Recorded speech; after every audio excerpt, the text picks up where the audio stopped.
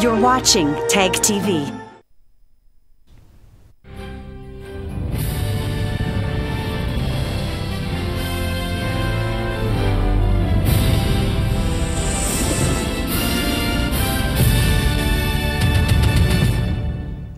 Good evening. Welcome to South Asia Newsline. I'm Lipakshi Khurana.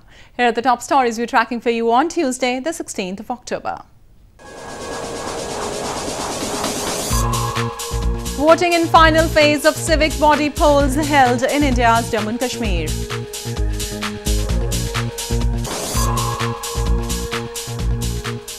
Pakistani court extends Shehbaz Sharif's remand in corruption case.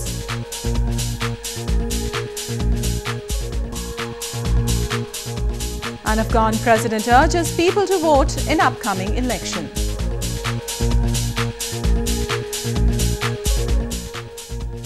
And now for all the details. Scores of people turned up to vote on Tuesday in the final phase of civic body polls in India's northern Jammu and Kashmir province with hopes of development and peace. The four-phase local body polls were historic because they were held after a gap of 13 years. Voting in the fourth and final phase of local body polls in India's northern Jammu and Kashmir province was held on Tuesday. Voters lined up outside polling station to cast their vote with hopes that the election would bring development and prosperity in the region. A thick security blanket was thrown over the province by the authorities to ensure peaceful polls, which were held after a gap of 13 years. Two major parties of the province, the National Conference and People's Democratic Party, boycotted the elections, which turned the electoral battle into a direct contest between the Congress and the Bharatiya Janata Party. इस election से बहुत फायदा है, development होगी, सड़कें बनेंगी, school बनेंगे और जो बेसिक नेसेसिटीज है लाइफ के वो फुलफिल हो जाएंगी. In the final phase, the electorate sealed the fate of 150 candidates in districts of Srinagar and Ganderbal, as around 52 candidates had been elected unopposed. The counting of votes for all the four phases will be held on October 20th. India and China on Monday launched a program to train Afghan diplomats in Indian capital New Delhi. The program is the first step in cooperation between China, India and Afghanistan that was agreed at a summit between Chinese President Xi Jinping and Indian Prime Minister Narendra Modi this year in China's Wuhan city.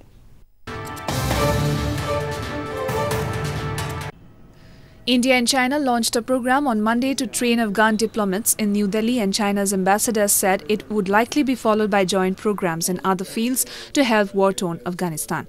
Within Afghanistan, both India and China have been on opposite sides, with China relying on its old ally Pakistan as it seeks to stabilize Afghanistan. India, on the other hand, has invested billions of dollars in economic projects and training of military officers to strengthen the Afghan government in its fight against the Taliban. This is just the beginning. I'm sure that in the future days, the cooperation will span from capacity building to concrete projects cooperation. Both China and India, we have our own advantageous area. In agriculture area, we know that India have green revolution, and China, we have advantages in hybrid rice seeds, and also in medicine area, and also in the reduction of poverty. The training program is the first step in China-India-Afghanistan cooperation that was agreed at a summit between Chinese President Xi Jinping and Indian Prime Minister Narendra Modi this year in Wuhan. It was Modi's first of the three frequent meetings with the Chinese president in 4 months. In news from Pakistan, an accountability court on Tuesday granted the National Accountability Bureau, or NAB, a 14-day extension in the physical remand of Pakistani opposition leader Shehbaz Sharif in a corruption case. Sharif was earlier ordered jail on October 6th for 10 days to be interrogated for alleged corruption in a low-cost housing scheme when he was Chief Minister of Punjab province. NAB has accused that Sharif in 2014 illegally cancelled a contract with a construction company and sought to award it to another company, allegedly for a bribe. Sharif's PMLN party said that the arrest was intended to weaken the party in by-election, which were held on October 14th.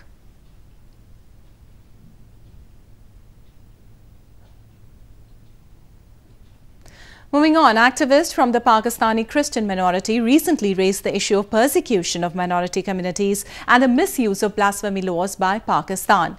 They said their community members, especially women, are not given their basic rights and are being persecuted under the draconian blasphemy law in Muslim-majority Pakistan. Pakistani Christians living in Europe recently gathered together in Switzerland's Geneva city and demanded justice and equal rights for the minorities in Pakistan. Members of the community said Christians in Pakistan are being persecuted and that women belonging to the minorities are not given their basic rights. They also demanded the safety of minorities in Pakistan and highlighted the discrimination being done with them. A major issue is persecution. That's why we have gathered together today, to show the unity हमारी nation में, and they getting burning alive और वहाँ पे jail हो रही है उनको, वो लोगों को माएँ हैं, बहनें हैं, wives हैं, लेकिन उनकी women rights के लिए कोई नहीं बोलता और minorities के लिए जो persecution हो रही है उनके लिए कोई सामने नहीं आता. Yeah, but unfortunately in Pakistan, women don't have any rights, especially Christian women in Pakistan. They don't have any sort of say, any sort of rights. Activists have for long raised the issues of kidnapping, forced conversion and forced marriages and persecution of young women from religious minorities in Pakistan. They have also been demanding the abolition of strict blasphemy laws which are often misused against minority communities in the Muslim-majority country. In news from Afghanistan, Afghanistan's President Ashraf Ghani on Monday urged the Afghan people to cast their votes in the parliamentary election on October 20th. He said bringing changes to the current situation in the country depends on their participation in the upcoming polls. Afghanistan President Ashraf Ghani has called on the people of Afghanistan to cast their vote on Saturday in support of the parliamentary elections in the country. Ghani called on the local residents of Parwan while making his first visit to the province since being inaugurated in 2014. Speaking to the locals, he said bringing changes to the current situation in the country depends on their participation in the upcoming polls. تقاضای اول میست که مردم نظام پرور و قهرمان پرور پروان انتخابات جدی بگیرند. Ghani also talked about Afghan war and the peace process and said a few meetings held so far in Islamic countries have declared the war as anti-Islam. Afghanistan is scheduled to witness the crucial parliamentary election on October 20th. It is being seen as a test for the government's ability to provide security in the country. More on news from Afghanistan. Afghanistan's High Peace Council on Monday said any discussion on the withdrawal of foreign troops from the country should involve not only the Taliban but all Afghan people. The remarks came over reports that the issue was discussed during a recent meeting between top US officials and Taliban leaders. Afghanistan's High Peace Council or HPC on Monday said any discussion on the withdrawal of foreign troops should involve not only the Taliban but all Afghans in the country. The deputy head of the HPC said that Washington must take into consideration Afghanistan's continued stability and security in peace talks with the Taliban. He further added the withdrawal of foreign troops can be discussed once the war has ended in the country and security has been restored.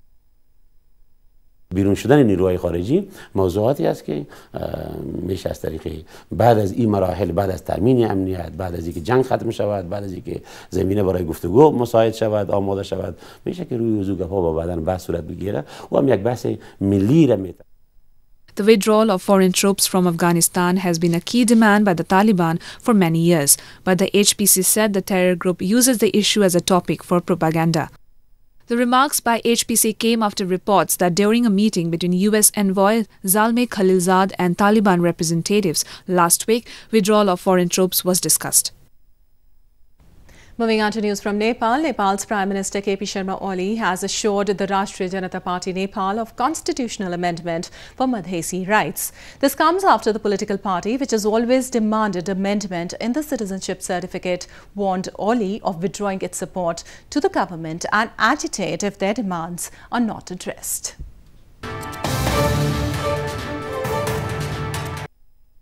Nepalese Prime Minister KP Sharma Oli has assured the leaders of Rashtriya Janata Party Nepal or RJPN that the government will start amending the constitution soon.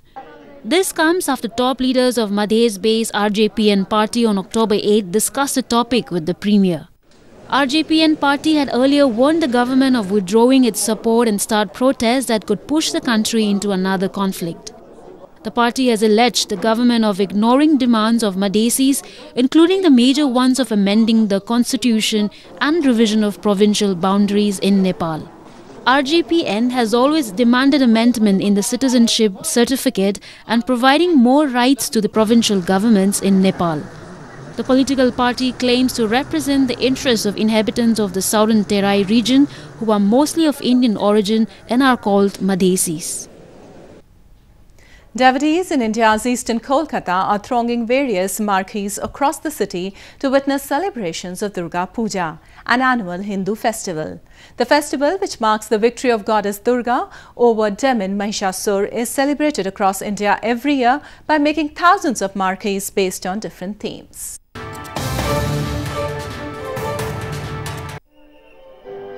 Hindu devotees and revealers are thronging pandals or marquees across India's eastern Kolkata city to witness celebrations of Durga Puja, an annual Hindu festival. Durga Puja, also referred to as Durgotsava, marks the victory of Hindu goddess Durga over the evil buffalo demon Mahishasur. Every year, thousands of marquees are made in Kolkata with different themes, which are the main attraction of the festival. Following the trend, a marquee replica of London's Big Ben clock tower this year is attracting thousands of people from across the city. যেহেতু আমরা আমাদের সামনে একটা পুকুর আছে সেই সৌন্দর্যটাকে রাখার জন্য আমাদের বিগ বেনটা করা আর এই জিনিসটা পুরো আমাদের ফাইবার দিয়ে আর আমাদের প্লাই দিয়ে মেন করা হয়েছে আমাদের 6 মাস সময় লেগেছে এই মণ্ডপটা তৈরি করতে A marquee featuring traditional and customs of Chinese culture is also attracting a number of revealers this time. Devotees on the last day of the festival bid farewell to their beloved goddess by taking her idols out on a final procession through the streets for immersion in rivers and seas. Agriculture sector plays a vital role in generating income and livelihood for the people of India's northern Jammu and Kashmir province.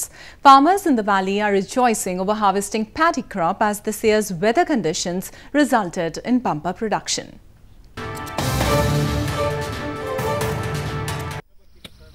Farmers in India's northern Jammu and Kashmir province are rejoicing over harvesting a bumper paddy crop as weather conditions were conducive and quality of seeds were improved.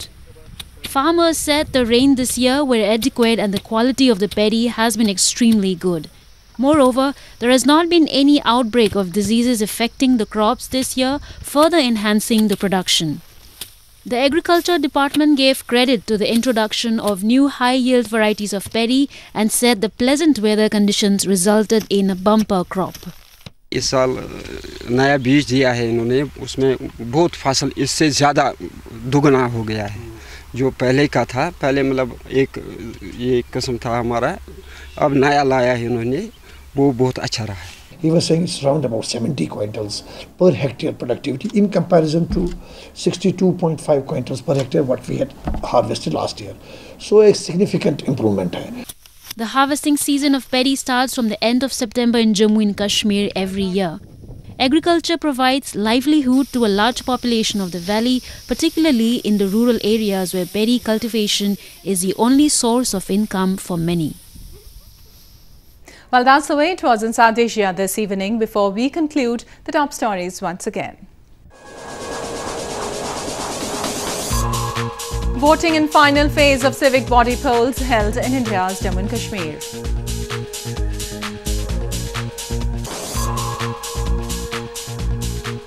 Pakistani court extends Shehbaz Sharif's remand in corruption case.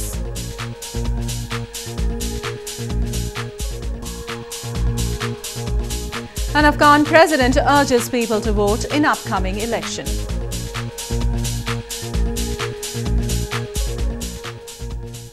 Now our viewers can watch the show on SouthAsiaNewsline.com. You can also visit us on Facebook.com/SAsiaNewsline and follow us on Twitter @SAsiaNewsline. That's all in tonight's edition. We'll see you same time tomorrow. Good night.